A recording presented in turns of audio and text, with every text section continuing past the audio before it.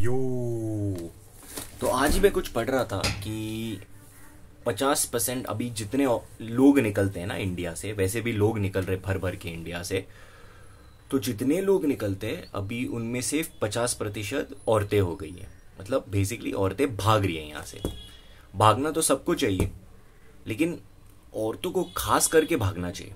Okay, क्योंकि ये शादी शादी करे शादी, ये जो भिखारीगिरी चल रहा है ना इंडिया में, ये कभी ख़त्म नहीं होने वाला है।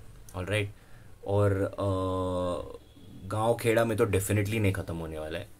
तो इन लोगों की मेंटालिटी कभी बदलने नहीं वाली। तो जाओ, निकल जाओ, भाग जाओ, और अपने माँ बाप को पलट के मत देखो। ओके, उन्होंने कुछ नहीं किया है तुम्हारे लिए। उन्होंने तुमको सिर्फ एक बोझ समझा है। और ख़ास करके आप, अगर आप पहली या दूसरी लड़की हैं और आपके बाद एक भाई है, तो वो आप सिर्फ एक कॉम्प्रोमाइज़ थे। ओके, समझौता। तो आप समझौते के बलबूते पे अपनी पूरी ज़िंदगी जी रहे हो। तो अपने माँ बाप को इसके लिए इतना ग्रेटफुल नहीं होने का कि अरे आपने इतना कुछ किया। हाँ, अगर सच में जेन्युइनली कुछ किया और तुमसे जेन्युइनली प्यार करते हैं, तो फिर देश से निकलने का कोई रीज़न ही नहीं है। हाँ, या फिर इस फैमिली से निकलने का। लेकिन ये जो टॉक्सिक कल्चर है ना इंडिया का, इससे आपको निकलना पड़ेगा। और अगर नहीं निकल सकते तो किसी शहर में जाओ, अच्छे से शहर में जाओ, खुद से बस जाओ, अपने दोस्त बना लो। ओके, और अपने माँ बाप से रिश्ता तोड़ो। बहुत हो गया ये, और मेरे माँ बाप हैं कुछ नहीं। वो लोग का कॉन्डम टूट गया था। ओके, और वो लोग की वही औकात है।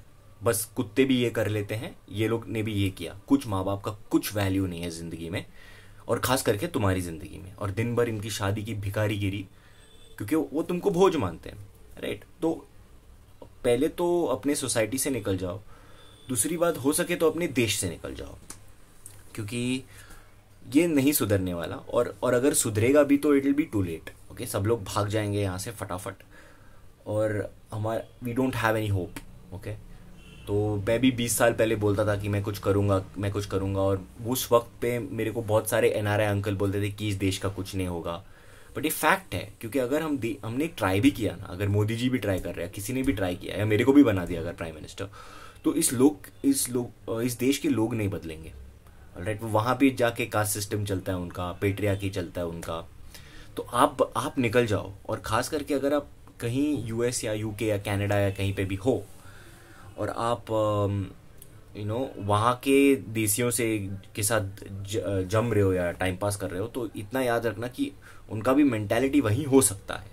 तो इस मेंटालिटी से बच के रहिए। खास करके जो शादी करो शादी करो शादी करो वाला मेंटालिटी, उनको बस तुम्हारी ज़िंदगी बर्बाद करनी है। वो चाहते हैं कि तुम एक गुड़िया बनकर रहो। तुम्हारे माँ बाप तुमको गुड़िया मानते थे, तुम्हारा पति तुमको सेक्स डॉल मानता है।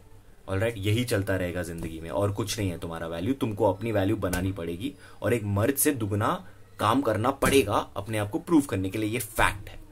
ऑलराइट, जब तक पूरी औरत जात उठ नहीं जाती, तब तक तुम्हारी ये हालत होगी। ऑलराइट। तो राइट्स ऐसे खैरात में नहीं मिलते, तुमको उसके लिए मेहनत करना पड़ता है। तो मेरे हिसाब से मर्दों ने काफ़ी मेहनत किया है अपना ठाट जमाने के लिए। तुम भी करो, क्या ही है। वरना सड़ते रहो इसी सिस्टम में। करो शादी किसी इडियट से। पहले हाफ में रेप करेगा, फिर दूसरे हाफ में वो तुमको राइट्स, वो कुछ नहीं करेगा, फिर वो तुमको भिखारी की तरह ट्रीट करेगा। यही है तुम्हारी ज़िंदगी फिर, और क्या। तो इतना याद रखना कि तुम एक सिर्फ एटलीस्ट इंडियन सोसाइटी में सिर्फ एक गुड़िया हो। क्या तुमको गुड़िया बुलाते हैं इसलिए क्योंकि तुमसे प्यार नहीं करते, बट जेन्युइनली गुड़िया मानते हैं। Okay, just a doll, a piece of nothing. So yeah it's up to you to decide. देख लो क्या तुमको क्या चाहिए। हो सके तो भाग जाओ, वरना सड़ जाओ इसी सिस्टम में।